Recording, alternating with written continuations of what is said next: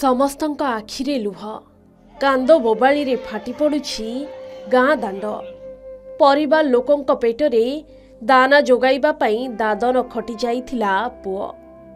ସୁଦୂର ସୁରଟରେ ରହି କାମ କରୁଥିଲା ଆଉ ଘରକୁ ଟଙ୍କା ପଠାଉଥିଲା। କିନ୍ତୁ ଏବେ ପୁଅର ମର ଶରୀର ଗାଁକୁ ଫେରିଛି।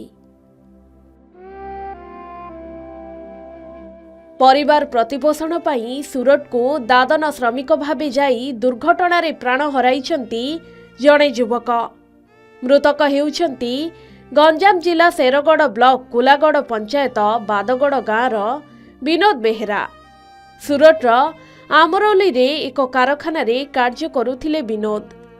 ପ୍ରତିଦିନ ପରି ରାତିରେ କାର୍ଯ୍ୟକ୍ଷେତ୍ରରୁ ଘରକୁ ଆସିବା ବେଳେ କୌଣସି କାରଣରୁ ଦୁର୍ଘଟଣାର ଶିକାର ହୋଇ ରାସ୍ତାରେ ପଡ଼ିଥିଲେ। ଖବର ପାଇ ସମ୍ପର୍କୀୟମାନେ ବିନୋଦକୁ ମେଡିକାଲରେ ଭର୍ତ୍ତି କରିଥିଲେ। ତେବେ ଚିକିତ୍ସାଧୀନ ଅବସ୍ଥାରେ ଗତ 3 ଦିନ ତଳେ ତାଙ୍କର ମୃତ୍ୟୁ ଘଟିଥିଲା। ଆଉ ଏବେ ତାଙ୍କ ମର ଶରୀର ଜନ୍ମ ମାଟିକୁ ଫେରିଛି।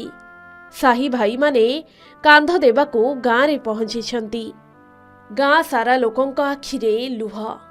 ଦୁର୍ଘଟଣା କିପରି ଘଟିଲା ତାର କାରଣ ଅସ୍ପଷ୍ଟ ରହିଛି। ଆମ୍ବୁଲାନ୍ସ ଯୋଗେ ମୃତ ଶରୀରକୁ ଧରି ସମ୍ପର୍କୀୟମାନେ ଗାଁରେ ପହଞ୍ଚିବା ପରେ ପୁରା ଗାଁରେ ଶୋକାକୁଳ ପରିବେଶ ସୃଷ୍ଟି ହୋଇଛି। ବିନୋଦଙ୍କ ଶେଷକୃତ୍ୟ ମଧ୍ୟ ସମ୍ପନ୍ନ ହୋଇଛି। ମୃତକ ବିନୋଦଙ୍କ ଗୋଟିଏ ଛୋଟ ପୁଅ ଓ ଝିଅ ଅଛନ୍ତି। ମୃତକ ପରିବାରକୁ ସରକାରଙ୍କ ପକ୍ଷରୁ ଆବଶ୍ୟକ ସାହାଯ୍ୟ ସହଯୋଗ କରିବା ପାଇଁ ସମ୍ପର୍କୀୟମାନେ ନିବେଦନ କରିଛନ୍ତି।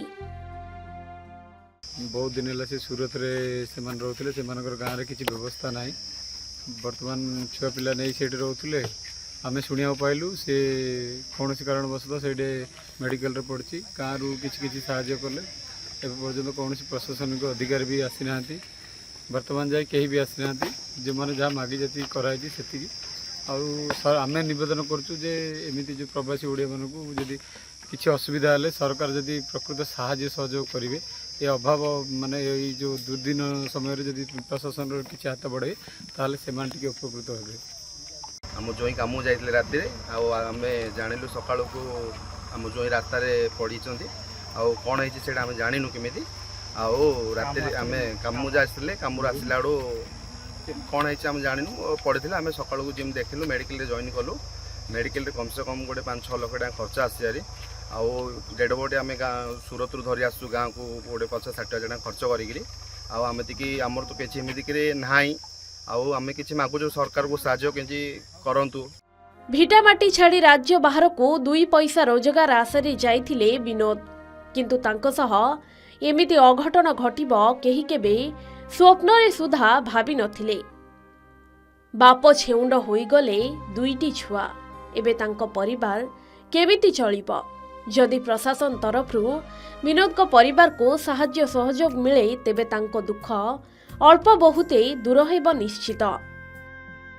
हिंजिली काट्रो पवित्र पात्रंक रिपोर्ट के न्यूज ओडिशा।